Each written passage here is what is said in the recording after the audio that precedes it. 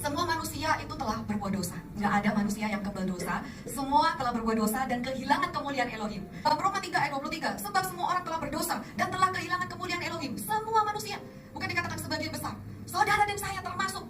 Kita adalah orang yang berdosa. Ya, sejak keturunan Adam dan Hawa itu semuanya berdosa, saudara, dan telah kehilangan kemuliaan Elohim. Kemudian di Pengkhotbah 7 ayat 20, saya kumpulkan nih ayat-ayatnya. Sebab tidak ada orang benar di bumi. Wow, tidak ada orang benar di bumi. Kita bisa menjadi orang benar itu hanya dibenarkan.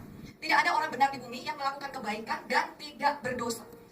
Ya kalau ada orang bilang, oh dia tuh baik, ya, banyak orang yang menyebut dirinya baik, tetapi yang setia, ya kan? Jadi menurut Tuhan kebaikan manusia itu seperti kain lara, kain kotor, yang merah, saudara, yang kotor gitu ya.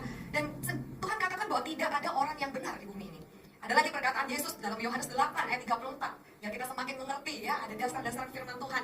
Yesus menjawab, sesungguh-sungguhnya, aku berkata kepadamu, setiap orang yang berbuat dosa adalah hamba dosa. Saudara dan saya pernah berbuat dosa, dan Tuhan katakan setiap orang yang berbuat dosa itu sebenarnya adalah hamba dosa. Dan kita nggak bisa melepaskan diri dari dosa itu, kita nggak bisa berjuang sendiri dengan kekuatan kita untuk melawan setiap dosa itu, sebab itu Yesus harus datang ke dunia ini.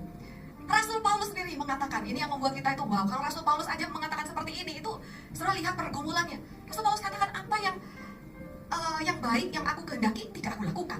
Justru yang jahat yang tidak aku kehendaki, itulah yang aku lakukan. Keinginan daging dan keinginan roh itu terus bertentangan. Dan tidak ada seorang pun yang bisa kuat gitu untuk bisa melawan setiap dosa keinginan daging. Kita tahu saat ini, kita bersyukur kita memiliki pahlawan Yesus yang bisa membebaskan hidup kita dari setiap jerat dosa, dari setiap keinginan dosa. Dia memberikan rohnya yang kudus. Dan saat ini kita terima karya Kristus yang sempurna di atas kayu salib untuk membebaskan dan memerdekakan kita. Terima dengan iman, saudara, karena ini memang cuma bisa diterima dengan iman. Sekarang mungkin, wah pastor, tapi saya masih lakukan beberapa hal yang kurang baik loh. Terima dengan iman, percaya dulu. Identitas saudara dan saya adalah orang-orang yang sudah dimerdekakan oleh Kristus. Kita terima dengan iman hanya karena anugerah Tuhan. Yesus memerdekakan kita. Kita melihat ada 3 yang dilakukan oleh Yesus. Yang pertama, itu adalah penebusan.